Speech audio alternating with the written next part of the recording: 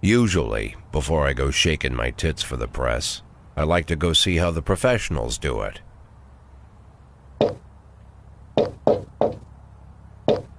Some might say the chief of police has no business in an institution like this, but in fact it's the quietest and safest place in town. You won't run into any reporters, nobody gets into any fights, nobody drinks too much, nobody even raises their voice. The place is owned by an elderly gentleman who knows how to keep things under control. That's why I never invite my friends here. I wanted to make an exception for my 60th birthday, but most of my colleagues are young enough to be my sons, and they'd rather just hire prostitutes. Why stare at some boobs when you can take the whole package for yourself?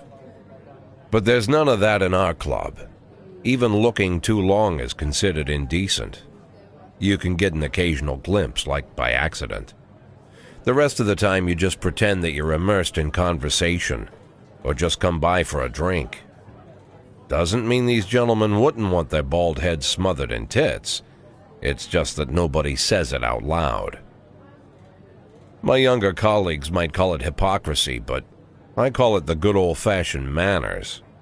Good manners and leave the rest unsaid. She agrees to unbutton her blouse, and we agree not to pay too much attention. The girls are on a quiet prowl, too. They're looking for a way out of their cramped rooms. Maybe make friends with some wealthy patron with a pacemaker and dentures. Everybody wants something. But we have to control ourselves, or we'll all turn into libertines and prostitutes.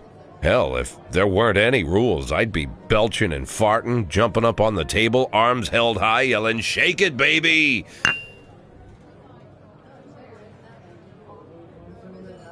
No idea how I got so barbaric.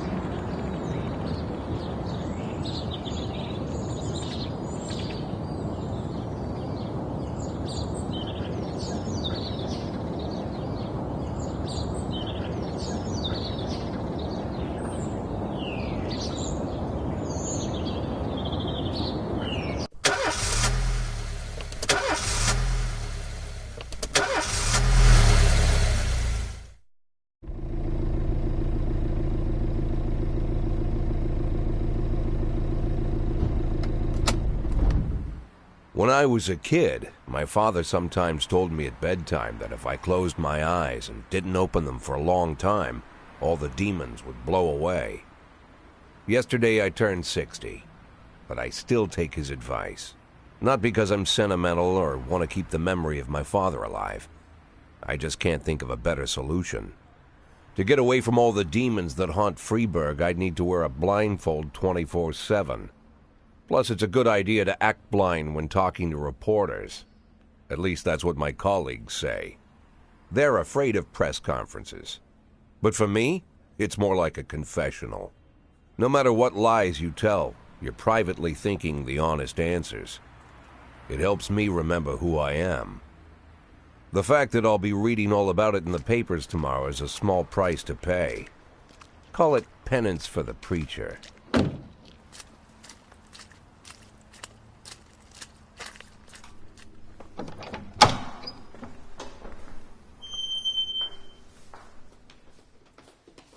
This is the first time I'm afraid of those answers my mind has given me.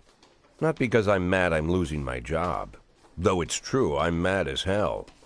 Not because I subconsciously blame everyone else. Though I damn sure do blame them. And don't even ask me what my next move is. I can't imagine.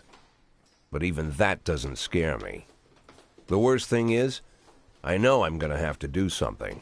And I'll be damned if I know how far I'll go. I may have a lot of vices, but predictability isn't one of them.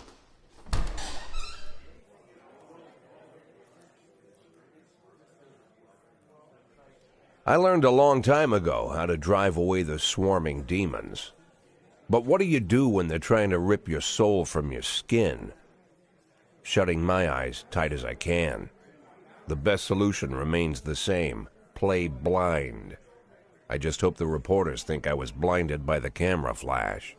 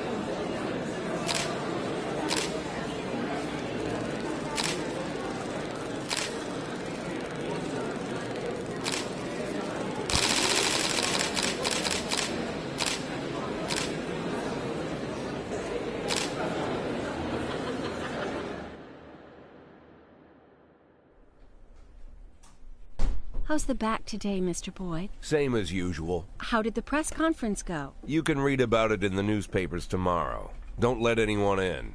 Even Mr. Kendrick? Especially Mr. Kendrick.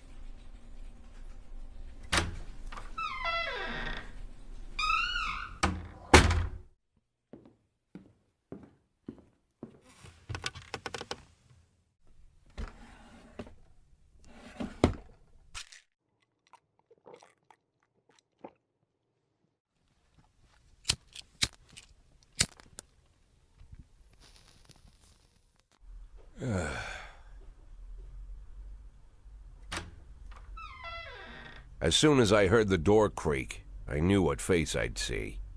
When I tell Emma not to let anyone in, there's only one man it could be. Rude, arrogant, no warning. That's Mayor Rogers in a nutshell.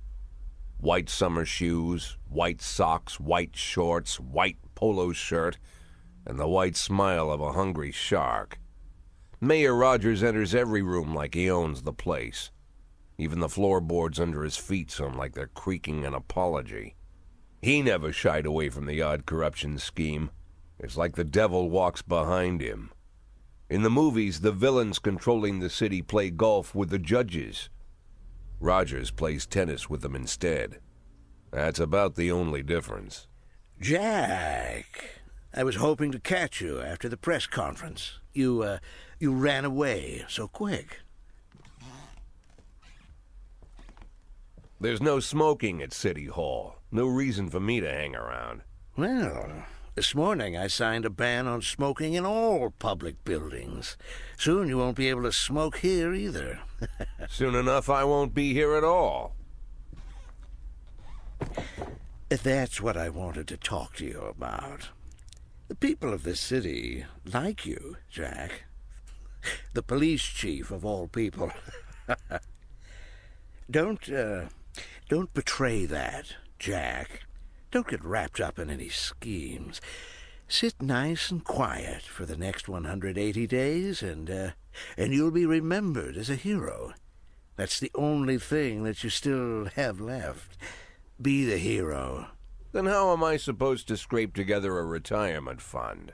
You had a million chances to secure a luxury pension, One that even I would have envied, although I've never set aside any money for myself. I'm not planning to retire anytime soon.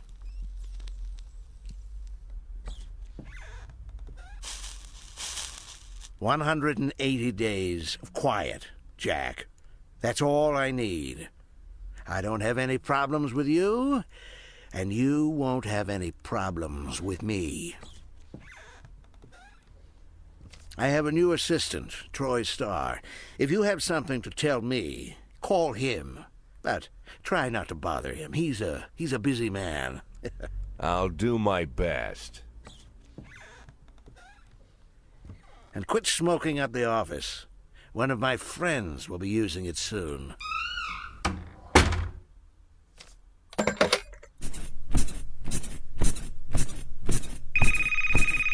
Oh, I'm sorry, babe. Only the mayor has this number. Mr. Mayor? Yeah, is this Troy Starr? Yes? Go fuck yourself, Troy Starr.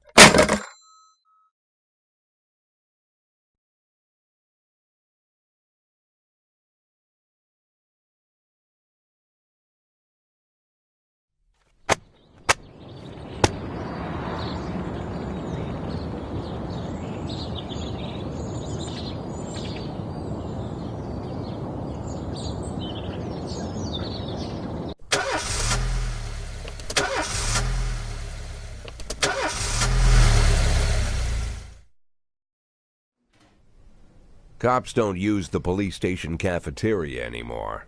There's some kind of stigma against sitting shoulder to shoulder with your partners. Everybody just takes snacks from the machines or grabs a meal and hammers it down in the corner like a vulture on a corpse. The main thing?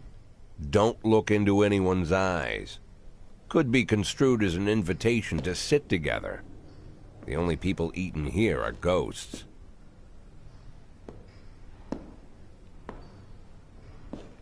My deputy, Francis Kendrick. He recently became one of those ghosts. The subject of one of the most devastating corruption scandals in the history of Freeburg. No evidence to support the accusations, but everyone knows Kendrick's days are numbered. I need that file I asked for. Needs to be ready tonight. Francis didn't say anything, but I understood. Ghosts aren't supposed to talk. Besides, I got a feeling he was already finished.